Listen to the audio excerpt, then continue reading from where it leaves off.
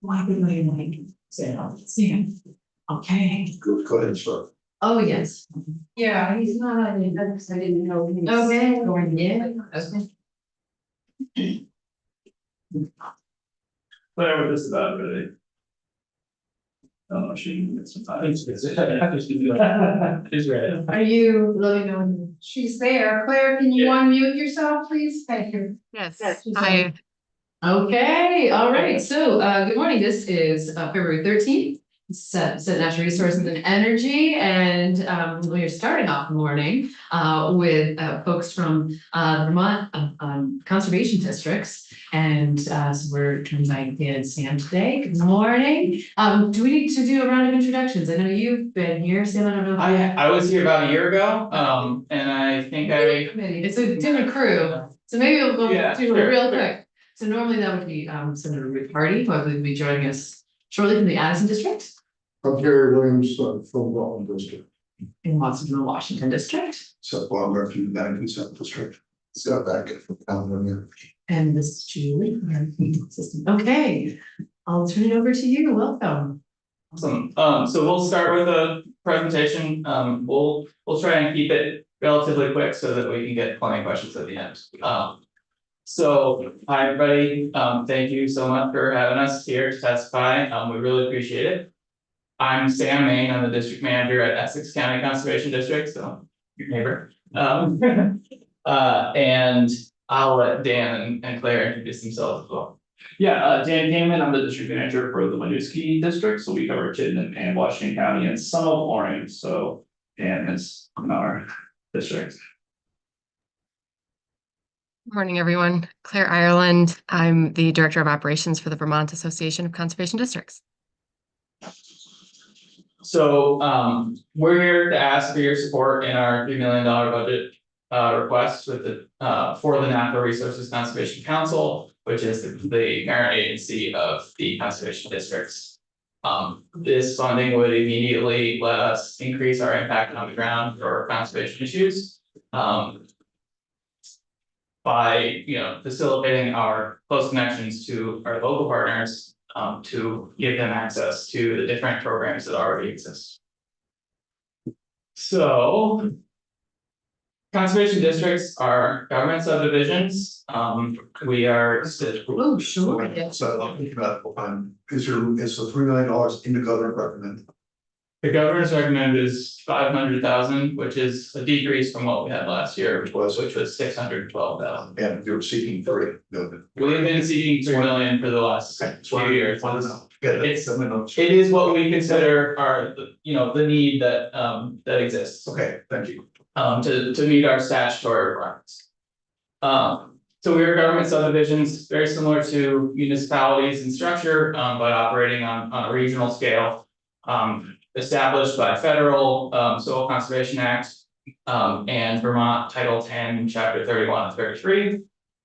Our mission as defined in statute is to steward the land and natural and human communities that we serve of our service areas. And the way we do this is being really rooted in those communities and having those local connections so that we can help those local communities manage the lands in a way that they see as, the people on the ground with the most local knowledge as to the best benefit. And we like to assist them in reaching the federal, state, private, all the other programs and funding that's available to do land management in the way that they see as of value.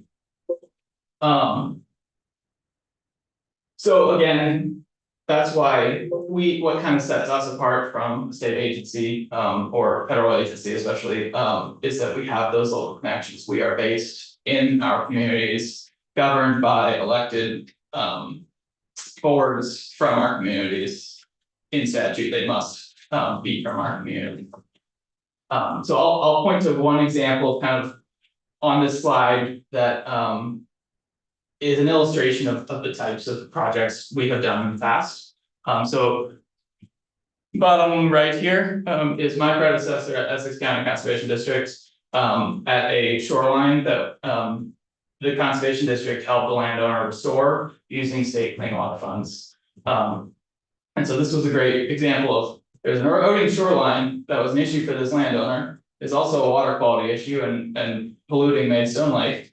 But that individual is never going to, be able to apply to a state clean water grant, et cetera, et cetera. And so we were able to leverage some of their money and some of this grant funding together to restore that shoreline to something that they enjoy, and also was better for the lake and all the native species in it.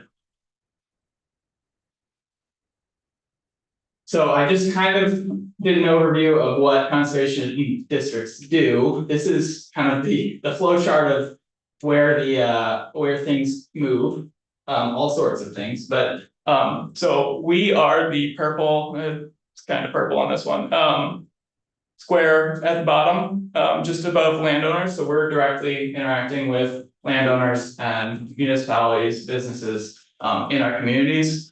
The Natural Resources Conservation Council, which is what we're asking the funding to go to, is our parent agency, established as a state agency in statute, which is responsible for distributing the funds to the 14 conservation districts in the state. And so our funding comes obviously from the legislature through the Agency of Ag to Natural Resources Conservation Council, NRCC, to the districts. On the side, you can see the Vermont Association of Conservation Districts and the USDA Natural Resources Conservation Service, NRCS. Those are two of many partners that we work with to leverage all of the different programs and funding to meet the goals of our constituents. Question here? Yeah. What's the difference between a dashed line and a solid line? I will say I didn't make this, and I think that dash lines are communication and partnership, and solid lines are money. Claire, do you know any?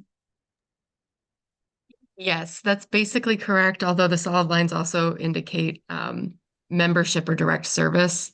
So the natural resource conservation districts are represented on the State Natural Resource Conservation Council and receive money directly from council.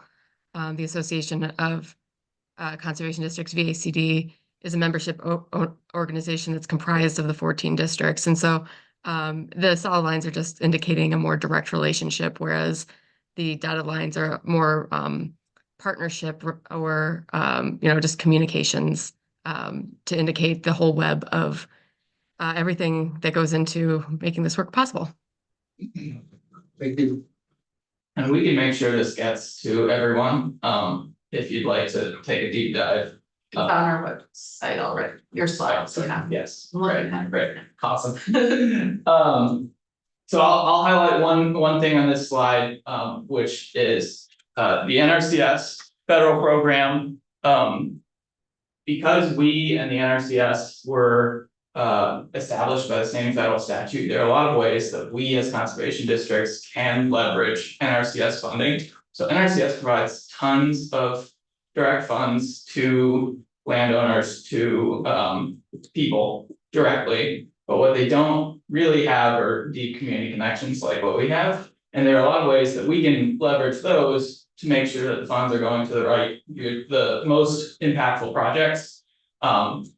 If we don't have the funding in order to, take the time to do that, and there is a process that we have to follow with NRCS, then the funding is allocated as NRCS sees fit, which could be for federal priorities. It could be the low hanging fruit that are easy for NRCS staff to manage. So it really can be a much more impactful way for that NRCS funding to be funneled to individual people, but it's not something that a grant or NRCS itself will fund us to do it.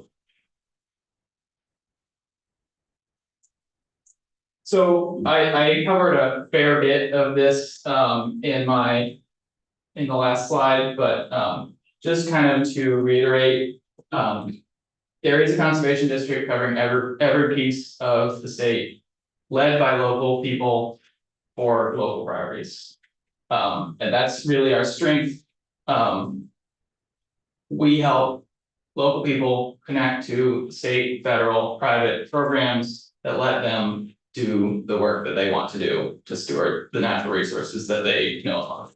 And I think that we probably all agree that, as a whole, Vermonters really do value the natural resources and want to steward it well, and it's just a matter of finding the ways to access the programs to let them do that. And I will say that, we do a lot of projects, we get a lot of grants, and we're good at that. No, we're certainly good at that, but one thing that grantors do not like to fund is that legwork that isn't directly related to a specific project. And so that is kind of what we see this request as filling, is letting us do that legwork to get projects off the ground, from the idea phase to the project phase. And then a grant can come in, and do the project. So you probably gathered so far, we cover a large breadth of things, but I'll just rattle through a few specifics. Natural resources conservation, things like tree plantings, aquatic organism passage improvements, wetland restorations, any sort of habitat restoration, clean water work. Stormwater type projects, I personally spend a lot of my time talking to town road crews, helping them implement the state best practices for their roads, and navigate. You talked to them about salt. I do not talk to them too much about salt. A lot of what I do is manage or is help them navigate the state grants that, like the Better Roads grants and aid, that let them put in those clean water practices. And it also makes a much more resilient road system for a lot of these towns that otherwise would not prioritize that in their fundings.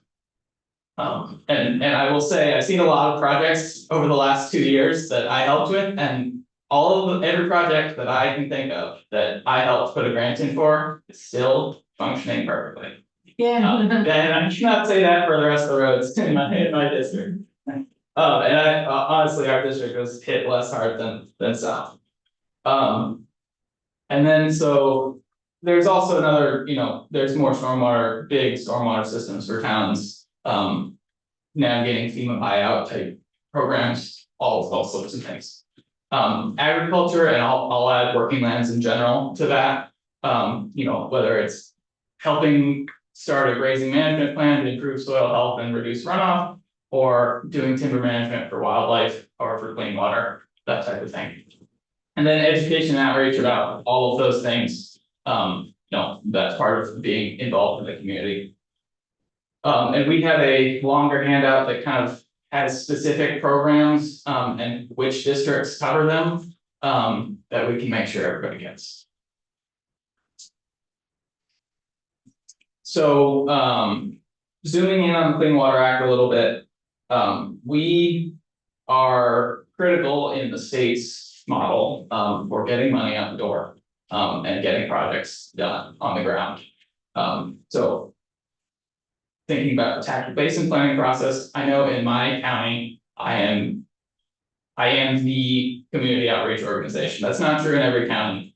There are others, but in Essex County, there's not a lot of local nonprofits to do that community outreach. But we are a statutory member of basin planning process, basin water quality councils, and one of us even is the clean water service provider for our county, and that's Fulton Meadowy. And then NRCC itself is a block grant holder for DEC, and has put more than $4 million out for the listed projects through that block grant to both conservation districts and other organizations doing this work. And so we don't only use state funds for this type of work. I'll just highlight a specific project from my county. We are replacing a massive culvert in Lunenburg and another couple around the county. And I have a $1.2 million federal grant to do that. It's an aquatic organism passage grant, but the state's gonna get all the clean water credits for it. That, because it's a project that's happening in the state, we are leveraging that $1.2 million with about a $200,000 NRCC block grant to get that done. And then, actually combined with that is additional funds that I don't have the specific numbers on from Trout Unlimited. Through both NRCS and a private donor. So this is the type of example of pulling in all those resources to get something done. We're gonna get a flood resilient structure that has no water quality impact, restores fish passage, and it's gonna last the town of Lunenburg, which is one of the most low income places in the state for the next 100+ years. And so I'd say that's, to me, that's kind of the holy grail of types of projects where you see all these benefits, all combined. So there's a high level list of our impacts over the last 8 or so years. The numbers aren't up here on tree plantings, but that's another big one that we do. I know I personally have 2 stream bank plantings planned for this spring and 6 lakeshore plantings, and depending on grant applications, maybe up to 10 lakeshore plantings planned for the rest of the year. So this is these are the numbers of what we provide the community. What's not listed here is like number of grant applications we put in, number of hours we spend on like training so that we can apply for grants. And really, this may be the biggest one, the amount of time that we spend making sure that the programs, the project specific grants that we are getting is going to cover our employees for the whole year so that we can pay their salaries. And so what I would actually love to do is to be able to help an individual town business or whatever, apply for a grant, access the programs they need, and then if they have it under control, just kind of step away and say, all right, awesome, you got the money, you got to go do it. I think that's a really efficient way to do work for both my time and whoever is paying for my time. But I can't at the moment most of the time, because if I don't see how the district is involved in a project to kind of make our return on investment for application time, things like that, the district cannot continue to function on that model. Because we need that staff time in a project to basically make back our money invested in. And so there are a lot of good projects out there that are not happening because our current model of project-based funding is not sustainable if we're not involved in every project. So this brings us to our request, which I'm going to hand off to Dan. Yeah, thanks again for having us. I'm going to talk a little bit about our request and kind of where that number comes from and the nature of that request and what it will fund. So we are here today to ask for $3 million for basically 4 base operational funding for the 14 districts as a whole. Currently, our budget is $612,000, and we received an additional $100,000 in one-time funds last year. That 612 is divided more or less equally among the districts. It works out to about $35,000 per district. And then the 100,000 will get distributed based on need, because that applications go into counts NRCC like about a couple of weeks ago for stuff that each district needs on a case-by-case basis. The governor's budget has proposed to reduce our budget to $500,000 for this year, which is a reduction of $112,000. Both of these base budgets, the 612 we currently receive and the 500 that's been proposed, are insufficient, as Sam pointed out, to really fund the district activities. It's a legacy of chronic underfunding for the districts. And we really consider that $3 million as like the bare minimum to fund district activities, which is why we're asking for it. So what would that $3 million go to? It would go to, first and foremost, salary and benefits for 1 full-time employee for each of the districts. Currently, districts range in size from a half dozen full-time employees to, in some cases, only a half-time employee in the case of Rutland. And so we really consider the 1 full-time employee as like the bare minimum that each district should have. We think this $3 million will also contribute to recruitment and training of other staff members. So in addition to myself, I have 2 full-time staff and a half-time staff person. All of those people I had to replace in this current year, actually in the past 6 months, just due to a variety of reasons, but burnout being one of them, this need to constantly write grants to fund your own salary while you're doing the work at the same time, it burns people out. And so we have a lot of problems with staff turnover, and we believe that having this core funding so that we as district managers could take on a lot of the administrative and grant writing activities would relieve some of the strain and help with staff retention. We also, because we are run by elected boards of 5 members, we offer per diems to those board members. Many of them are not wealthy people, and they're in many cases giving their time at almost nothing. And so we'd like to increase per diems to board members and hopefully make our boards more robust. Some of this base grant money, this base funding would help us to spend time doing more scoping work and looking at new projects that we can't currently do now. We're kind of hamstrung by the grants that we do have, and we have to work on those projects. We also, as municipalities effectively, especially units of government, have a lot of requirements that we have to follow. So we're talking about open meeting laws, ADA requirements for our websites, and some of this money would go to help meeting those basic requirements that we have.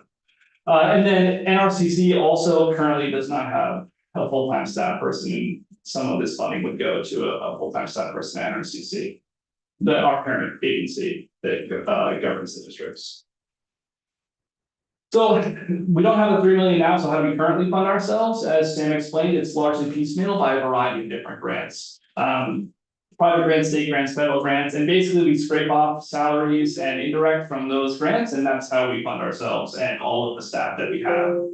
There are a lot of challenges that come with funding ourselves that way.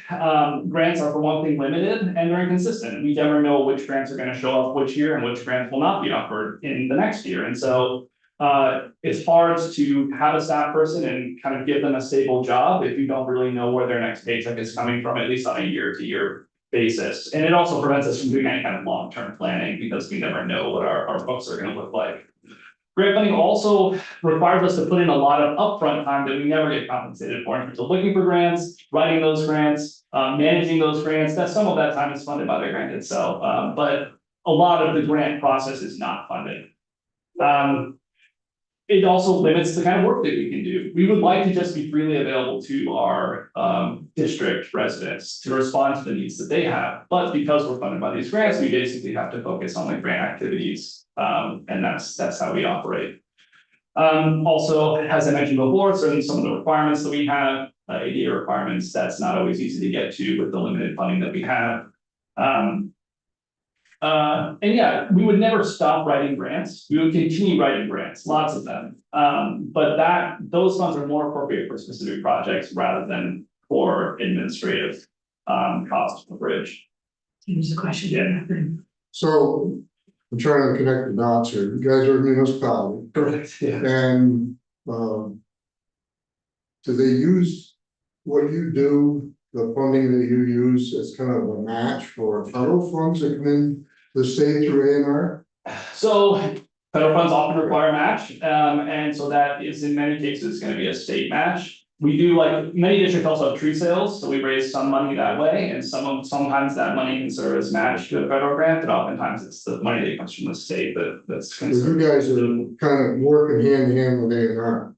I know the Pulteney Meadow League does with a lot of the shoreline and lakes in the area. Yep. They work with farmers to, for fencing to keep the cows out of streams and stuff.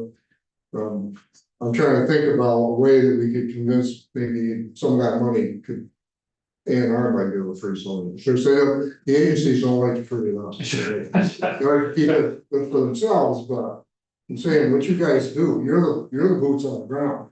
Correct, and we receive a lot of money from different agencies, Agency of Ag, A&R, but those are also grants that we write to those agencies. Right. So it's not like that's guaranteed core funding for us. We have to go out and get those grants, and next year we may not get those grants, right? We do our best obviously to get them and because we care deeply about what we're doing. But I just want to put that out. Yeah. People understand what you guys do. Absolutely, yeah. And I believe this is where Claire will pick up. Thanks, Dan. So as Sam mentioned earlier in the presentation, we do have a very close relationship with the USDA and in particular, the Natural Resource Conservation Service. This is true because of our sort of unique history. We were founded after the Dust Bowl in the late 1930s. And it was a sort of a interesting point in American history where sort of everybody was on the same page about this need to address natural resource concerns. At the time, obviously, soil was a primary concern, but also clean water that went along with soil erosion. And so there was this movement across the entire country to establish local units of government, to do as Sam said, to work directly with communities and establish local trust, local connections, but also to be able to get information, better information about local conditions to funnel up to the federal agencies to inform their priorities. And so this is actually a mechanism we have to give feedback directly to federal programs about how federal money is best used. Now, because of that sort of history, that long history of us being created alongside the NRCS, we do have this very unique relationship. Districts are able to sit in USDA service centers. Many of them do. Most of them do. And so there's a district presence in these USDA service centers, which allows us to help reach constituents in a really effective and efficient way alongside federal operations. In addition to that, districts are able to access NRCS data and tools. They're signatories on what's called the 1619 agreement, which allows access to federal information, which again is a way that we can really work very efficiently and effectively across that sort of state, local, federal continuum or divide. All of these groups together can work a little bit more efficiently when can share some data and some tools. As Sam alluded to, another unique aspect of this relationship is that we can facilitate what are called local working groups.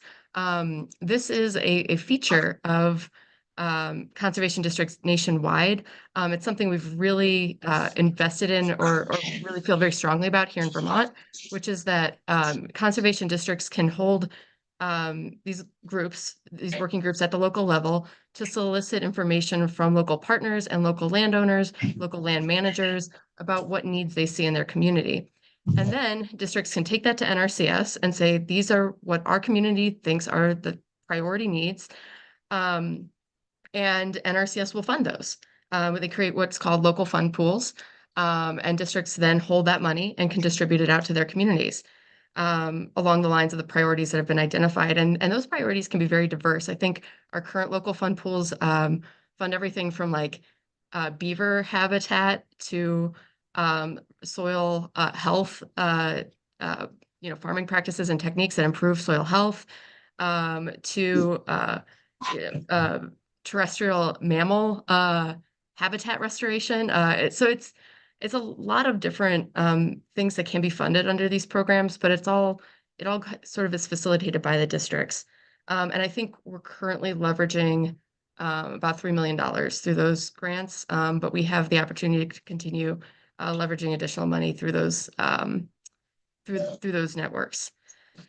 Our district staff can achieve National Conservation Planner status, which allows our staff people to work and supplement the NRCS system to get more work done here in the state. And then that's true in a variety of ways. We can do that either through the district and the district staff achieving conservation planner status and working directly with NRCS to get their programs on the ground, or we can do that through the Vermont Association of Conservation Districts. But either way, we've got a lot of tools within our system to help expedite federal funding coming into Vermont.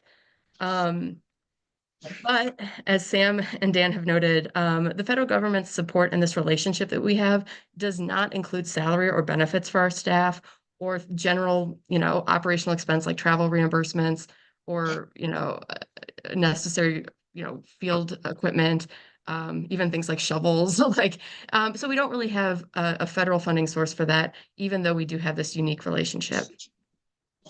Go to the next slide.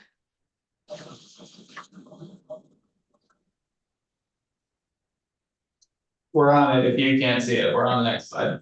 I think I have a little delay. but I do see it now. Thank you. So we have this really unique relationship with federal agencies. Right now, we're in an interesting situation. We have the ability to leverage a lot of federal funds, but the federal funds that we have leveraged currently, some of those are frozen. And through the various executive orders and acts of the current administration. So we have about $4 million that are going to either the Vermont Association of Conservation Districts or directly to conservation districts that are frozen through various agreements. Most of those are underwritten by the Inflation Reduction Act, IRA funds, or the Bipartisan Infrastructure Law, the BIL.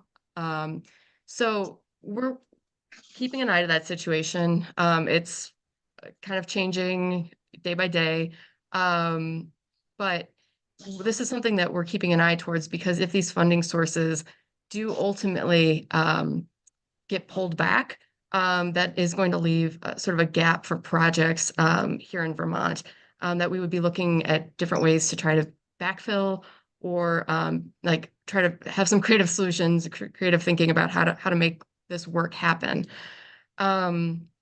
This is also resulting in a freeze on payments directly to landowners and farmers.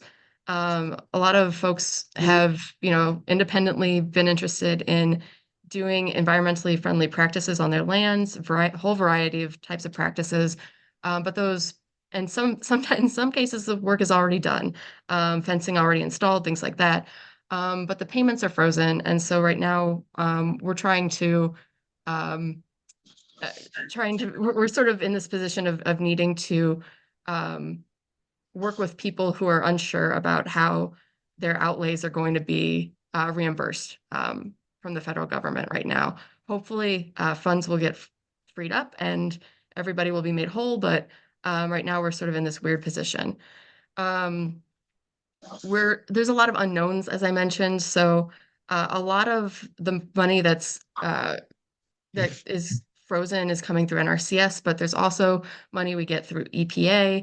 And so we're, just and through the National Fish and Wildlife Service. So there's a variety of ways that federal funds come to us, and this is just an ongoing situation. Claire, can I interrupt you real quickly? I think we have a question. So the IRA funds are going away. And probably got some of the remaining ARPA funding, but that's pretty well been spoken for too, so you guys are anticipating the shortfall in the federal funding in your request. We are, and we're still working to try to nail down the actual impact of all of this. Some of the funding underwrites staffing, and so we might be looking at losing staff positions, particularly with the IRA money. Other times, this money is underwriting individual projects, and so in the cases where this money is part of project budgets, those projects are unlikely to be able to move forward. As Sam mentioned, we're often in a position of needing to fund projects from multiple sources. So when federal money is a part of the project budget, if that money goes away, most of these projects aren't scalable. So that project is very much at risk of just falling apart, which and along with it, the budgets would include, private funding, state funding. So those funds would be at risk of going unused and needing to be redistributed in different ways. So I think we still need to see exactly how this is going to play out, but this is more just to alert you that we're trying to work through this and may feel a significant impact due to this funding freeze. Yeah, thank you.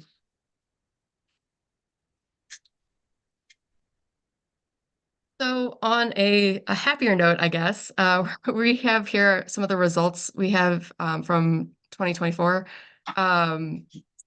Districts have over the years really been ramping up a lot of work that they've been doing. In 2024, we've seen quite a bit of work happening. Some highlights here include that we've had almost 250 acres of invasive species removed or treated, 2 dams removed. And this is something that districts are getting more and more into, is are these dam removals that are a priority for various reasons, habitat reasons, but also water quality and flood resiliency reasons. Partnering on municipal stormwater efforts. Districts sell a lot of native plants for landowners to use in their own habitat restorations on their properties. Continuing to do the public workshops. And a couple aspects we haven't touched on yet, the Vermont Association of Conservation Districts does host the Rural Fire Protection Program on behalf of the state. And so that's a project to install dry hydrants in rural communities to help with rural fire suppression. This year we've managed to get an additional 12 projects installed through that program. In general, as I was mentioning on the last slide, we have a lot of ways that we can sort of supplement federal staffing through NRCS. And so staff members through VACD actually facilitate a full half of all of NRCS grants that go to landowners here in Vermont. So that's the highlights. Great. Are you going to give one? There's one more Okay. flag Okay. that says thank you. So that is our request, our $3 million request, and thank you, and we'd love to answer any questions that you have. Yeah, thank you. So one of the things that I have spent a fair bit of time thinking about after the flooding that we experienced the last 2 summers was people would come to me and say, what projects are happening that ensure that when I rebuild in downtown Montpelier, for example, that this is going to be a safer situation than it was 2 years ago. And it seems to me like there's a lot of overlap between flood resiliency and the work that you're doing. Is that a fair statement? I would agree, certainly in my district, the districts are all kind of different in what they work on, but I would say on the whole, yes. It's very difficult to do a clean water project that doesn't also have a flood resiliency Right. impact. Yeah. And that is a lot of what we do, because those are correct, So fair to say we fund you more, well, actually, I was just saying, fair to say that we fund you more to what you would like, we get more projects, we get more flood resiliency projects done. Yes, Yeah. that would free us up to pursue those grants. Yeah. We would still need to find the grants to fund the actual removal of the dam, for example, right, which they're not cheap, but Yeah. it would free us up the time to go do that. So yes, we would anticipate lots more projects happening. I have more thoughts, but go ahead, yes. Our district, I know they're go between the municipalities, the regional planning commission, plus doing their own work, and NRCS, Yeah. the federal program. So they're kind of the traffic cop. If somebody in the area needs something, they call her. She knows where to go. So there's no doubt in my mind how valuable what you guys do is for all the programs. Yeah, good. I didn't catch which district you were from. Winooski, so Houston, Washington, and some of Orange. Okay, and you're from Yes. Essex, okay. I was gonna ask you about the federal situation. I actually ran into somebody from NRCS over the weekend who was very concerned about the federal situation and the impact it would have. Is your budget request taking into consideration what the loss of federal funds, or was that before the federal situation? You had already arrived at the $3 million. This is pre-current situation. We've been asked for the past 2 years, I believe, for the same number. Okay, Yeah. I would say that the reason that we have this request is because it gives us some consistency so that we can handle unexpected events like the federal funding freeze. It gives us a little bit of cushion, where we could last a little longer if we can't, if we don't have that federal funding coming in before laying off staff, that type. yeah, well, I'm wondering if NRCS and the conservation districts are one of the things that will be targeted completely, like. like USAID and things like that have been targeted, We don't know, essentially yeah. shut down. Okay, I also, and Claire knows this, but the work that's hopefully going to restart again about the regional governance stuff, because a lot of what you do overlaps with other, I mean, the planning commissions in particular, but other regional entities and sort of laying a federal entity on to other regional entities, and there's gotta be a more sort of efficient way of doing Sure. that work. We're not a federal entity, we're a state entity. Oh, so the districts are created in state law with the, okay, So, yeah, my understanding is that after the Dust Bowl, this law was proposed by the federal government to all the states who adopted it, and all the states independently adopted the law as part of their own state statute. I see, So we exist in Vermont state law, not Okay. federal law. okay. But NRCS exists, is the Correct, federal, they're- so your relationship with NRCS is basically a state federal, I see, Yeah. okay, that's helpful, thank you. Yeah, Any other questions? No, just to say that I understand the hamster wheel of what you're having to do and how much time you have to spend just to stay afloat to write grants up and get people to set them up a little bit to keep the salaries going, and that is exhausting, and I know that it is, and been there, so.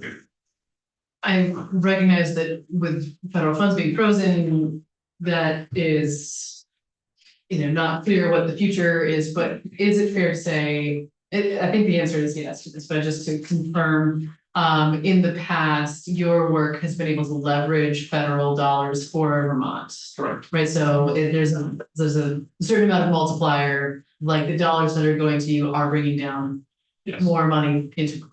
correct. Okay, Yeah, yeah. and so assuming that either things get unfrozen or they not, structures have not evaporated, that would continue to be true. Yes. Yeah, okay, 100%. okay, Yes.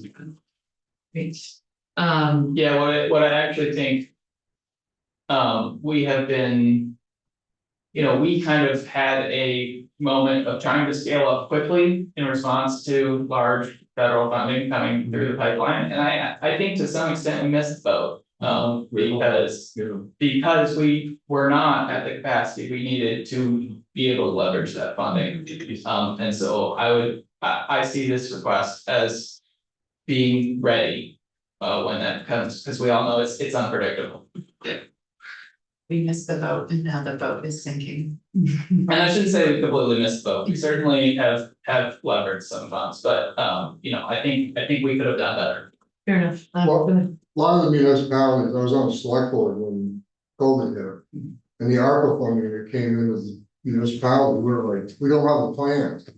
So we didn't have a plan where all that money came in, what do we do with it? But we had 3 years to figure it out. Now that time period is coming down, so I guess if somebody at some level has to have a plan, and I'm anticipating funds that are coming in, I see an effort from the federal government to push things down to the local, to the states. Sure. Which is a bonus, I think it'll definitely help you in Vermont. We'll see. Great.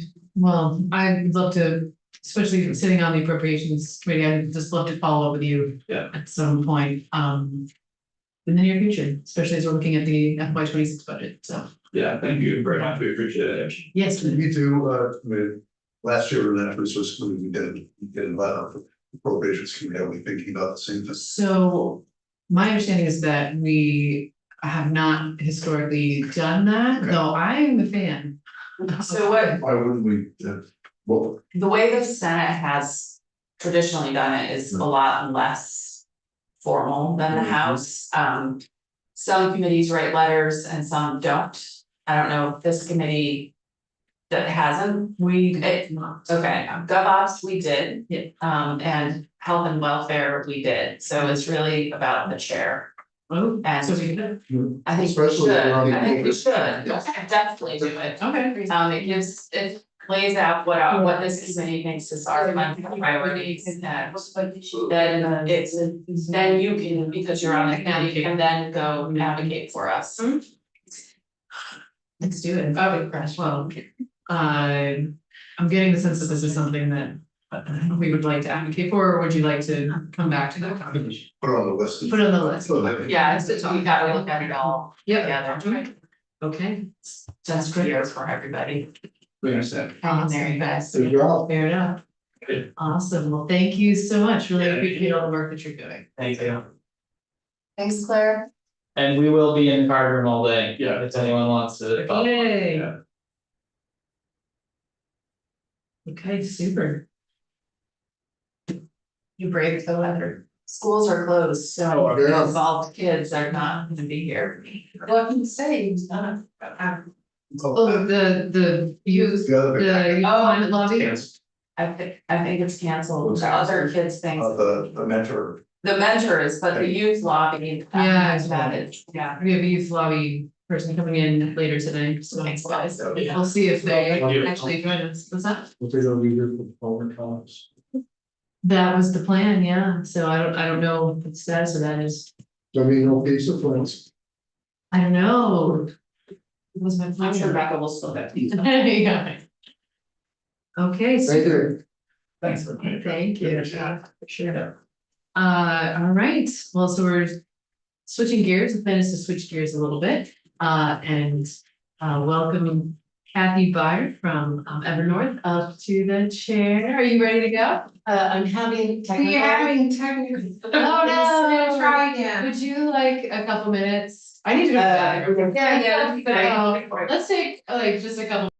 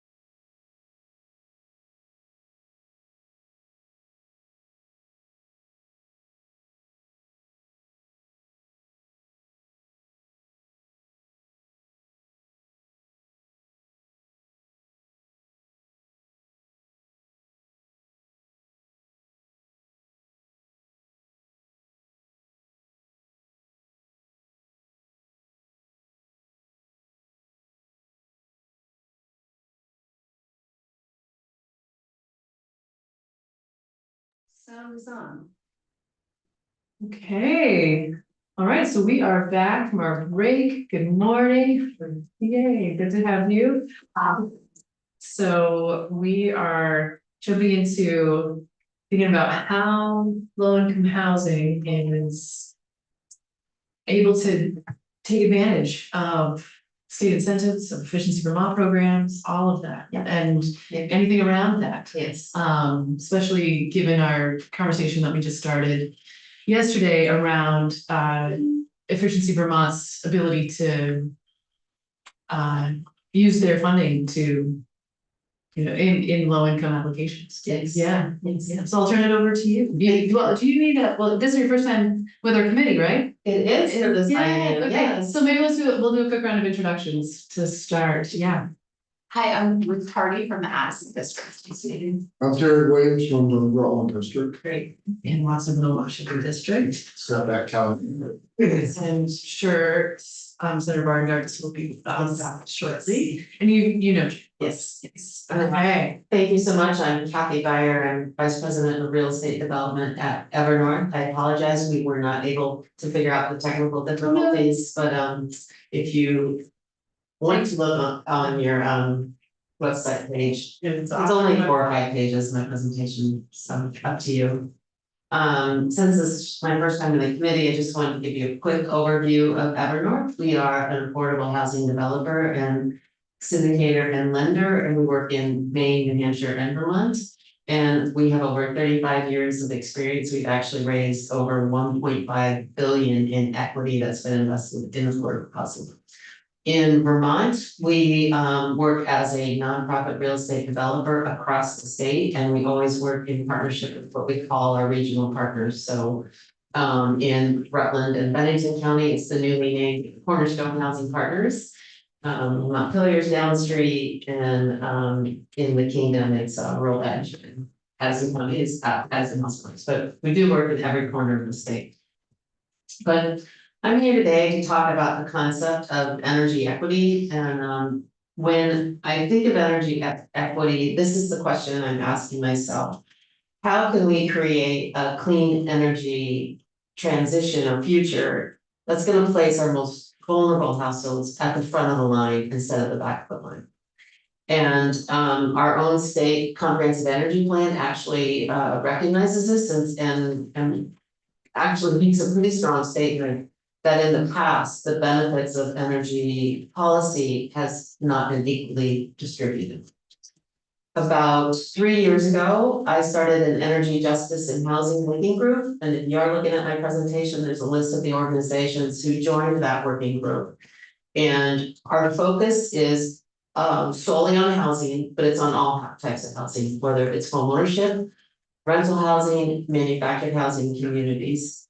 And what brought us together was our frustration over the past many years, where the state energy policy, particularly the state incentive framework, seemed to be devoid of any equity framework. And when we started looking outside the borders of Vermont, we were seeing other states such as Massachusetts, who were really addressing this issue of the energy burden is often highest or is the highest on our lowest income households. And how could our energy efficiency framework address that? It's also a little frustrating. My company builds some of the most highly energy efficient buildings, and we always build to the high performance standard of Efficiency Vermont. And when we invest in that level of energy efficiency that goes beyond the code, we're spending quite a bit of money.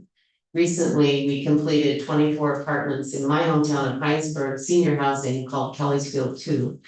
And just 2 weeks ago, we did something called the blower door test, which tests the air sealing. You guys are all shaking your heads. I can't believe you know what a blower door test is.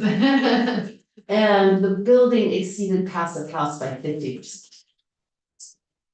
So we're doing a great job.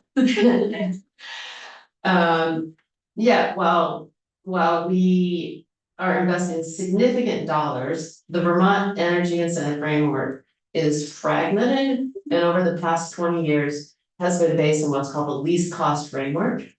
Without a mechanism, in my mind, that might provide greater incentives where you are providing housing for lower income households, or where in a home ownership situation, they might get a greater incentive for if you're a low and moderate income household. That has not been the paradigm of the energy efficiency utilities, not because they don't want to, it's not in the statute.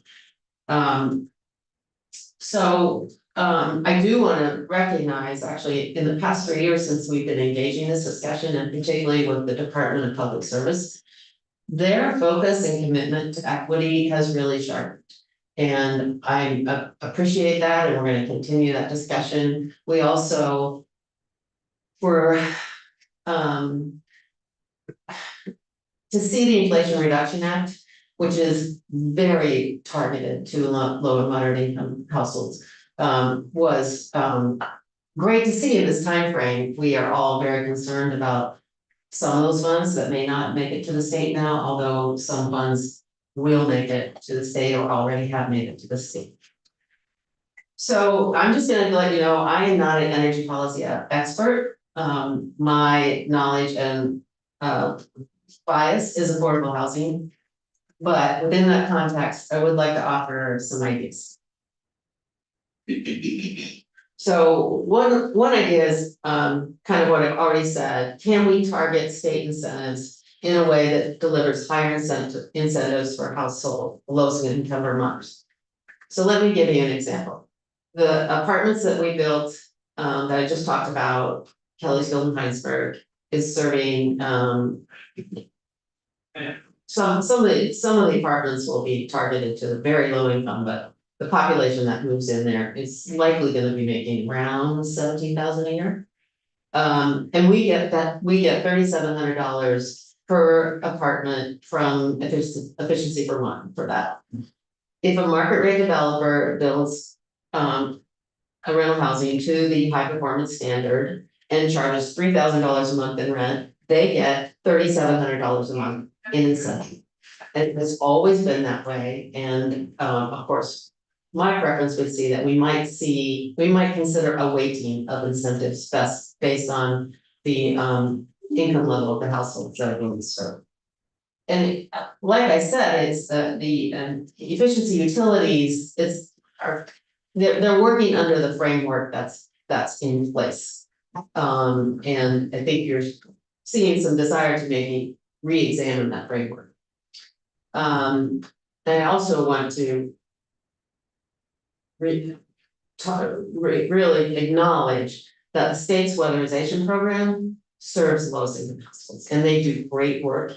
And we should continue to invest in weatherization that works for single family homeowners, it works for small rental buildings. It's really a crucial piece to trying to help Vermonters who really have the hardest time getting off fossil fuels because their homes are just too leaky. Another energy incentive program is found in the Tier 3 incentives, which are part of the renewable energy standard. This one is even more complex.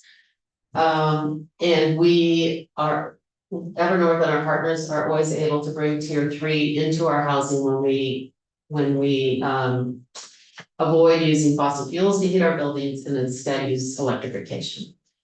And I think the principle behind Tier 3 incentives is to increase the momentum of electrification in our buildings. But again, the Tier 3 incentives do not have a strong LMI target. They have, my understanding is that Tier 3 has soft goals towards LMI, and the Tier 3, getting to the example of a fragmented energy incentive system. Tier 3 is administered by each distributed utility, and they report annually to the PUC on how they've done on Tier 3, and particularly the soft target towards LMI. But if you'll recall, it was in this very room 2 years ago, I think, when you were looking at the clean heat standard, I think, which came into this committee with a 16% target for LMI and left this committee with a 18%. I can't believe I remember these numbers. And left this committee room with a 36% target for LMI. That's a similar framework that can be used for the tier 3 standard. And the last thing I'm gonna touch on around ideas, and this one. It's, I'm sure people are probably tired of talking about enforcing Vermont's energy code, but. If we're not going to enforce the Vermont's energy code, because we do not enforce it right now. We could provide incentives to the builders who are meeting code. Vermont has one of the most aggressive energy codes in the country. And as we're under the paradigm of approaching net zero new construction by 2030. Technically, the incentives are only supposed to be for building above code. So we're approaching a place where the building code is so close to net zero, there's not any more savings to eke out to provide incentives within that framework. And you know, there's some fairness issues around the fact that the code isn't enforced, but perhaps it's time to recognize that we don't have a hammer, we don't have an enforcement mechanism, so we can turn to the carrot where builders, and this is all builders, private, nonprofit, whatever you're building, if you had third-party verification that you had made met the code, that you might use a carrot, which would be the incentive, because we are really reaching the point where the energy code is right, the costs are significant with the current energy code, and it might be time to be offering carrots for that. So So just to be clear, what you're saying, I think in effect is that. Because you are required to actually follow the code, we have the sort of inverse, well, I don't know if it's inverse, but reverse almost situation where the costs of doing what we're trying to achieve are being borne only by people building on good housing. well, we have to do it because both of our state fund housing policy fund is required, which is good, I guess. Many of the larger private builders have to follow it. It's either in their Act 250 permit, or there's another way to get at the enforcement. But I don't know. It's a self-certification program in most of the landscape. And as the energy code gets more stringent, I don't think it'll be, you know, it's. What, does it get followed in every building? I don't know. Anything more? Go ahead. Do we? This is maybe a broader question than for you to answer, but why don't we enforce the building codes? Because there's a whole, that's a long conversation. Yeah, I don't quite understand that. I mean, I've heard this for years, but it doesn't, why have codes that aren't enforced? I think right now, well, we should, I want to make a note that we should have somebody in about that, because there is a building code enforcement working group that has been working the last couple of years, and they had some goals, and we worked towards some of their goals. Actually, I don't know if you remember, there was like a box that we created on a registry last year in Government. Oh, to Yeah, check that he met the codes? yeah, Okay, so it's yeah, so but that's not. Sorry. that's not enforcement, Right, that's just a and- box to check. Yeah, I feel like this is a long. Yeah, no, I figured it was, but it would be helpful to get some I'm background. gonna make a note Okay, to do that. so There also was this working group delivered a report last Monday.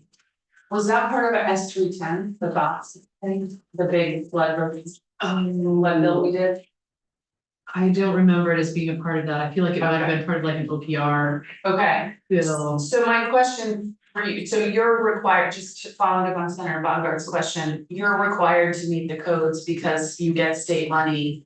And we require it as a condition of getting the state money. Yeah. And then some big projects are required as a condition of their Act 250. permits. Does somebody come and check to see if you've met the codes? Well, we get our certification is done by our architect who goes to the job site every week and then we Okay. get blower door tests like I told you. But does the state then require that you submit proof that you've met the codes? There's an energy code, there's a residential building energy certificate that has to get filed in the land records. Okay, and is that true also for Act 250 projects? The I big don't have other, to get from, I don't know. okay, I have to keep up, remember. it is kind of, so the people, the projects that are not required to meet the building codes are the smaller projects or the one-off projects, right? Is that? We don't have a building code for single family homes in Vermont, which is, Vermont's very unique. Yeah. So there's no, that's just the landscape we're in. A lot of people think we do because you hear people saying, oh, you gotta meet code. But I don't think they realize that we don't have one. So, okay, it's just interesting. There's a reluctance at the municipal level to go out, I mean, even if a building is falling down, it's like, why don't you condemn the building, somebody's gonna get killed. I think if you're gonna bring people in, VLCT to come in, because the municipalities are afraid to do anything unless VLCT supports it, number one. Yeah. Number two is the majority of the construction that's done by private contractors in Vermont are by small Yeah. contractors. Yeah, and most of them do good work. And part of the problem right now is that, they're trying to keep their costs down. Building materials are so expensive. And a lot of it right now comes from Canada. We cut logs in Vermont, we ship them to Canada to be milled, and then they sell them back to us. So somehow we gotta get economic development and housing involved in that too, because most of the building materials are gonna be shipped to California. Which means I'm very worried about the that. price is gonna go up, so And it's as an the tariffs are interesting bad. dynamic. Just the other, I through sitting in Elkhart for the last 4 years, I know that one of the other issues with this is how it's technically, it requires a lot of technical competence on the part of the builders to meet the energy code, so that's another level of issue. Yeah. Training. And yeah, and actually deep training, and actually, we took testimony in Elkhart to the effect that without the right training, building codes can actually do more harm than good. Yes. If not done right, it results in rot and other, Yeah. and it's not, and so anyway, it's kind of there's some level of untidiness to where we are. Yeah. Where we are. So, Yeah, I just wanted to make one last point, which I believe I believe the Act 179 report has been delivered to you, which is around net metering, and love to come back and talk about that at another time, but we would be interested in seeing the sunset. There's a sunset for net meter solar for affordable housing, that is January 2026, and we are hoping to get that sunset extended while the department and others explore a successive program for that. I wanna say, it's been interesting the past 3 years to see how housers and energy people we have different language and we don't speak very well. And we're learning, we've learned a lot. And I have to say, when I read S65 for the first time yesterday, it's the first time in years that I've been hopeful that we actually can introduce this equity component into our energy policy. And the world of energy efficiency incentives, it's so complex. And in my simple way of thinking about it, we're talking about, we have a pool of energy incentive funding, right, that comes from the energy efficiency charge. And we're not talking about increasing that pool, although of course that would be nice, but right now, let's just say the pool stays the same. And we're just trying to tilt the pool, so the deeper subsidy incentive goes to LMI households and perhaps a more shallow subsidy goes to the upper.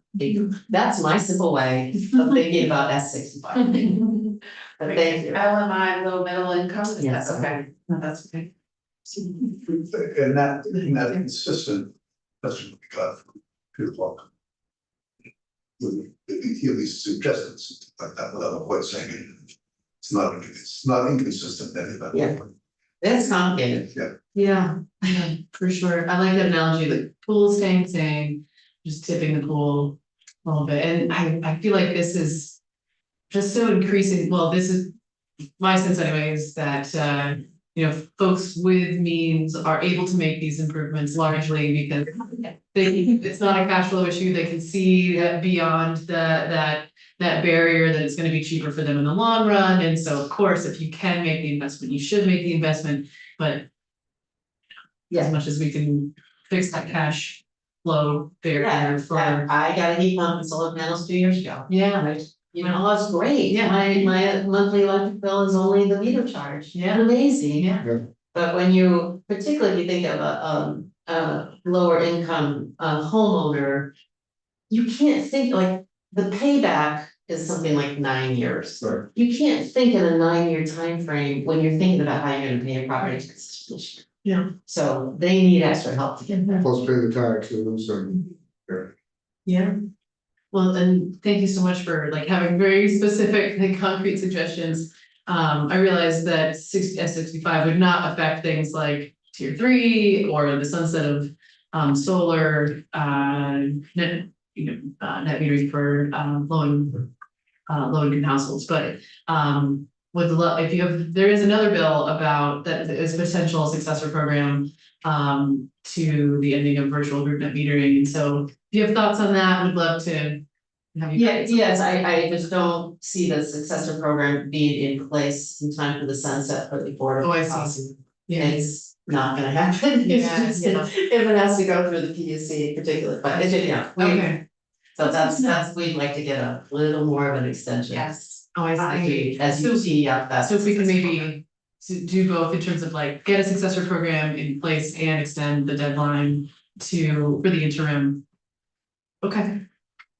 Thank you. Thank you for your time. Yeah, for sure. Okay, team, we are scheduled for a break 10:30, so we are a little bit early for that, and then we'll start again at 10:45 with a new bill.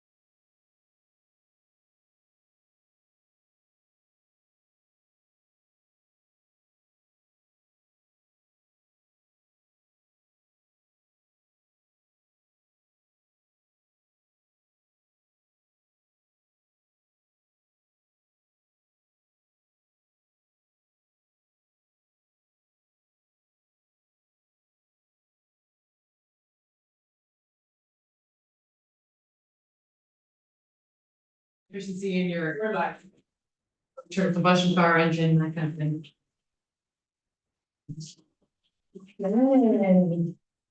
Hello, do you need a minute? You good? All right, okay. All right. Okay, so we are back from our break. It's still February 13th.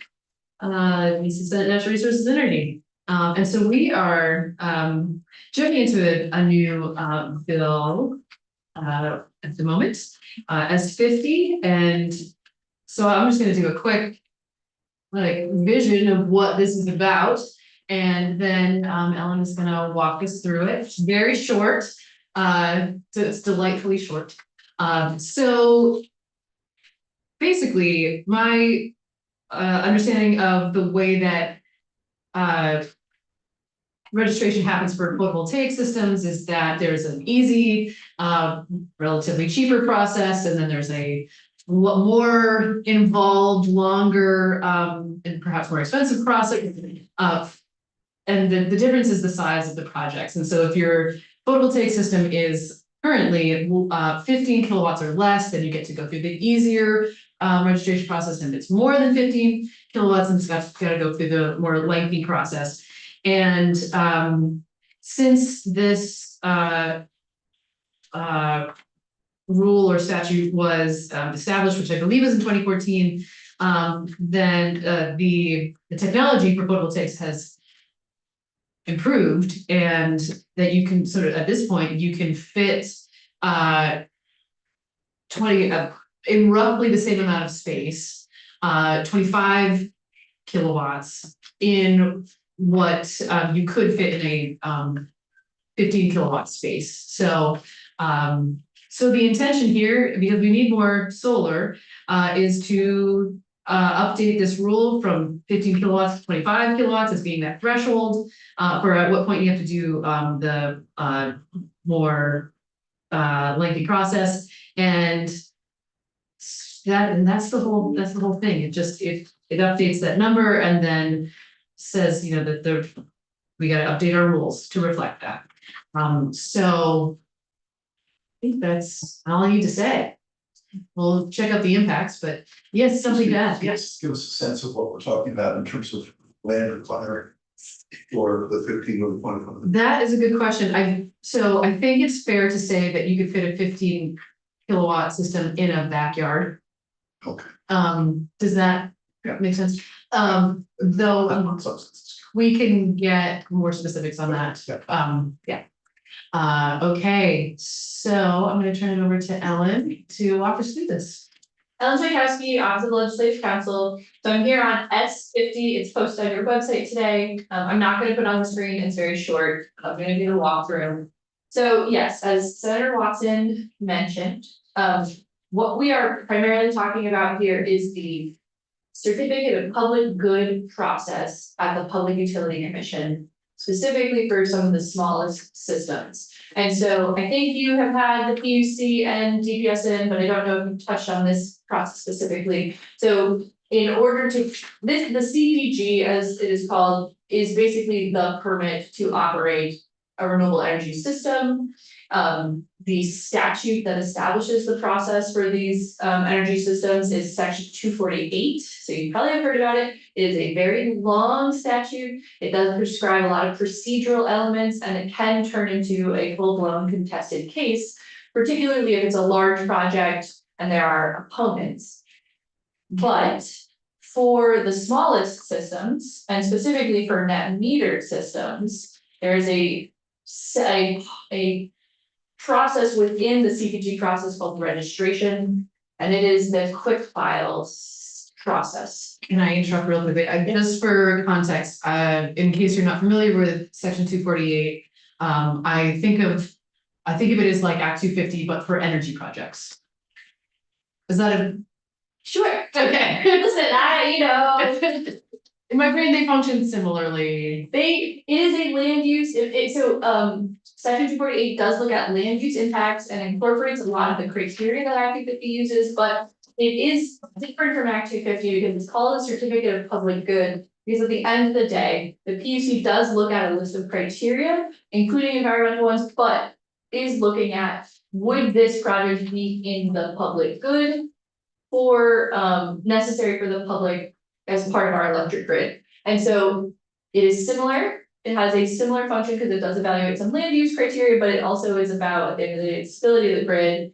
Access to generation in the state, and so there's some overlap, but it does have some different, and it does have a different process in Act 250. So yes, yes, I work on Act 250 and Section 248.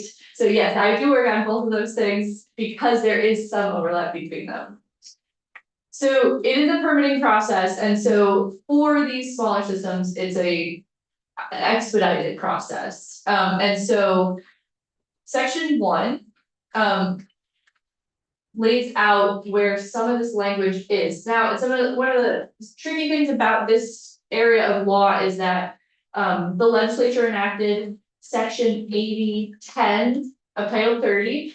So it's in the renewable energy chapter, but it is the provisions regarding net metering are in 8010, and it does not, it's a different kind of statute because it really is directing the PUC to adopt rules and then including things that those rules need to include. And so you'll see on page 1, the commission shall adopt and implement rules to govern the installation and operation of net metering systems. These are, they can range in size, but there is a cap of up to 500 kilowatts unless you're a school or a town. And so they're the smallest systems, they are often on rooftops, though not always. And so it goes on to say the rules shall establish standards and procedures governing the application or issuance of or ratification of the certificate of public good for net metering systems on page 2. And they shall include these provisions. So subdivision F, this subdivision F applies to an application for a net metering system with a capacity that is greater than, and it's changing from 15 kilowatts to 25 kilowatts. Unless the system is located on a new or existing structure, the primary purpose of which is not the generation of electricity. With respect to such a system, the rule shall not waive or include provisions that are less stringent than each of the following. So, and then subdivision Romanet number 1 says the requirement in section 248A or C, which is to provide a copy of the application to the agencies of agriculture, natural resources, Department of Public Service, Division of Historic Preservation, municipal legislative body, and then RP, municipal planning, regional planning commission. And then also the requirement of a pre-application submittal, and that requires them to do a 45-day notice to the municipal and regional planning commission. And so the expedited process, this registration process, isn't fully described in the statute. This is only in an inference or a sort of backwards reference to it, in that it says currently for systems greater than 15 kilowatts, they can't make the rules less stringent than the following. The implication being that for systems less than 15 kilowatts, they can make it less stringent. And so I've also included this language on line 16, and that is slightly redundant in that it says the rules shall establish an expedited registration procedure for net metering systems up to 25 kilowatts in size. And so this statute has been rewritten a number of times in the last 10 years, and at one point it did say that. And they did adopt one, and so there is one in their rules. And so since then, that specific language is not there, and there's just this language in F. And so you could consider not adding that part if for some reason the PUC finds it to be redundant or confusing because they have already adopted it, but it's there plainly so that you do know that that was what you were interested in making clear. And I have to confess, I am seeing a thing that I think might need an edit, Sure. which is just that. On page 2, line 5, it says greater than 25 kilowatts, but on line 17, it says up to 25 kilowatts. Oh, So if you have a 25 kilowatt system, Sure. like which one do you go with? Yeah. So, That's fair.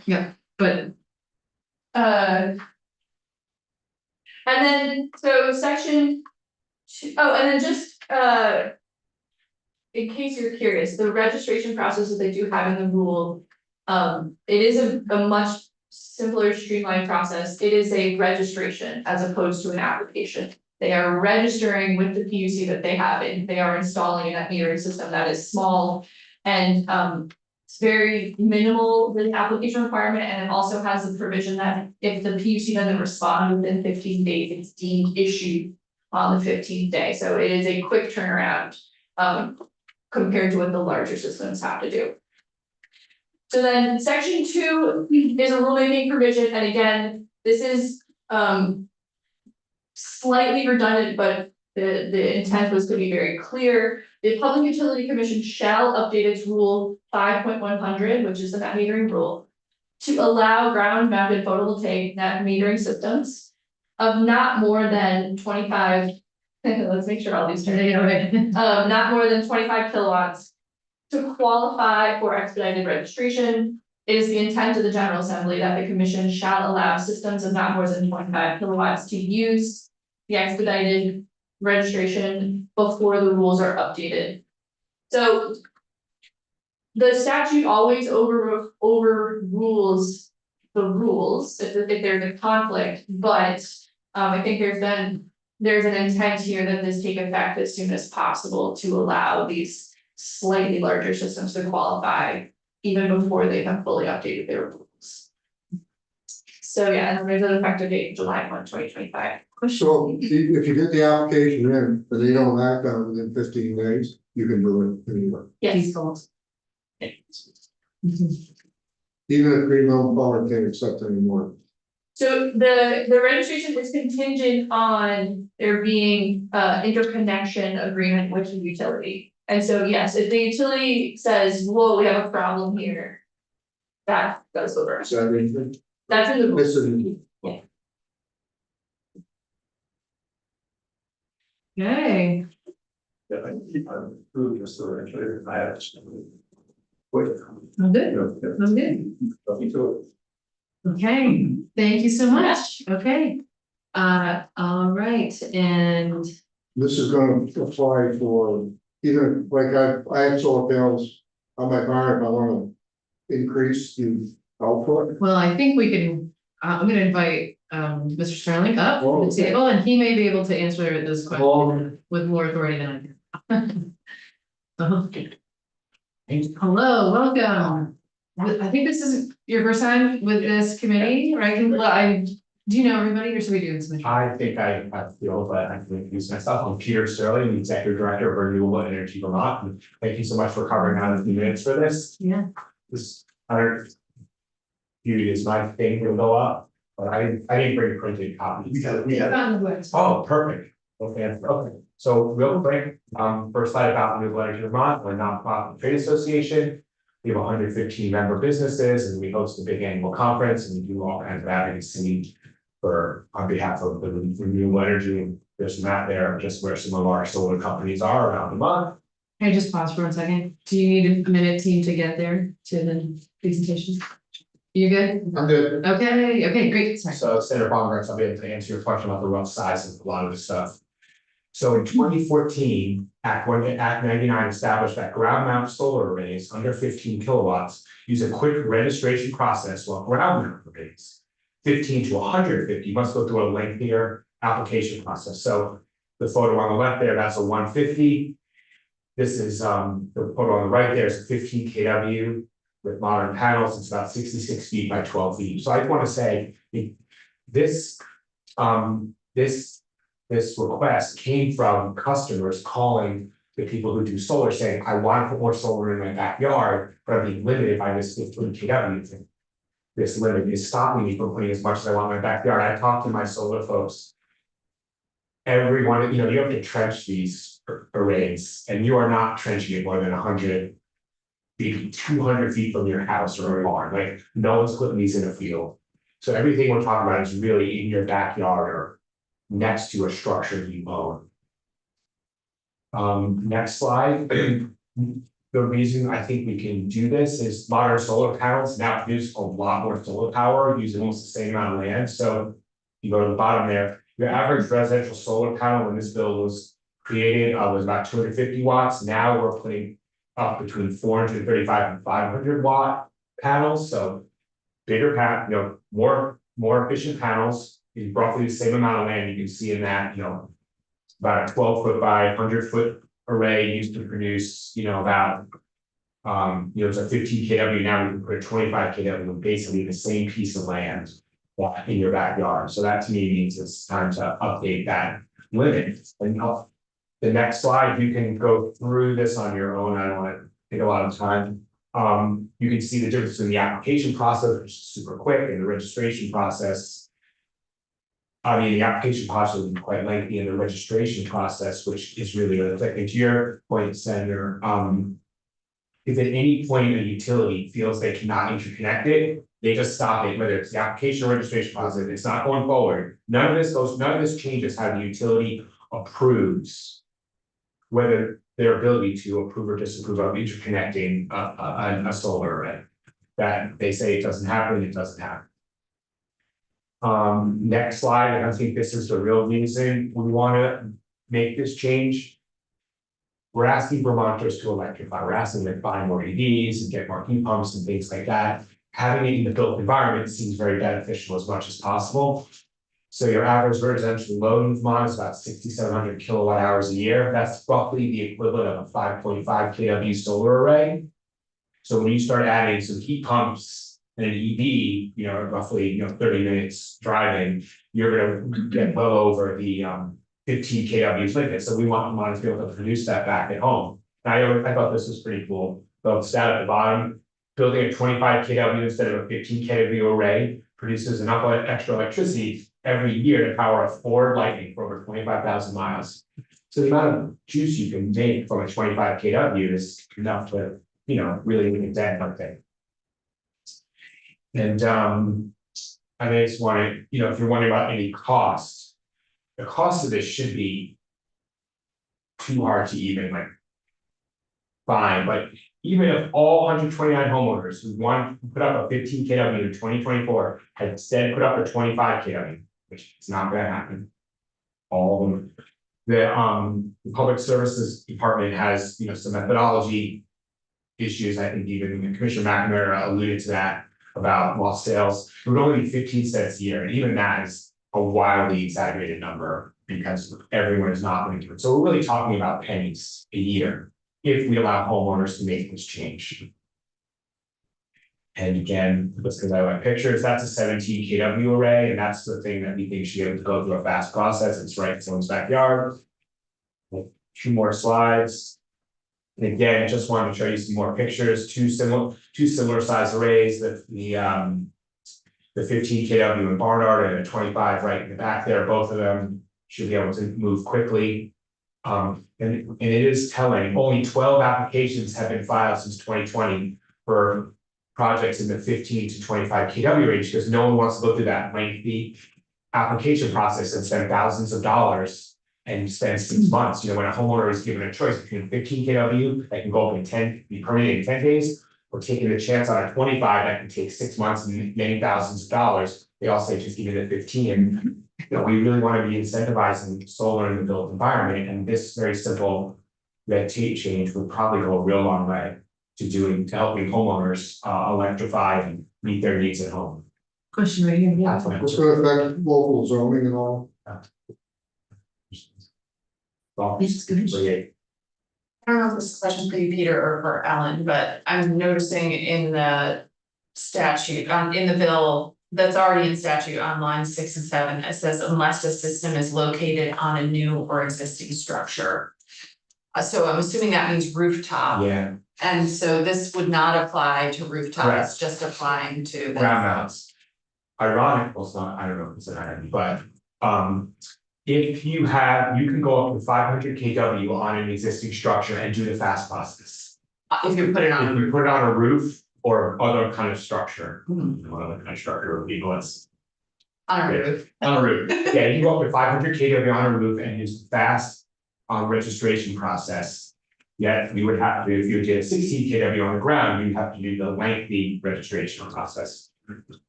Well, presumably that's because we want to incentivize rooftop. Well, I think in 2014, we do want to incentivize, but in 2014, there was concern about the space these things were gonna start taking up, and I think we've shown that in these slides that a 25 now takes up the exact same space as 15, so why not raise it? And I just want to say, the reason I think the developers and the folks that I talked about 25, is that's probably the limit that a homeowner would need. If you're going above 25 kW at home, you're probably doing some kind of business. Or you really have a hard time using a lot more than 25 at home. So I thought 25 was very reasonable accommodation for almost every homeowner. I have another question. Yeah. So. We already have solar panels in my home, I think, had them for over 10 years, they're awesome, but I think they're 15 kW. So if we wanted to add another 10 right now, would we not be allowed to, because that would make the total more than 25? Is your solar on your roof? No, it's not, It's on the ground. yeah, We we don't have to use me as an example, I just. let's just say, so. What if you went, and it would all be from the same connection?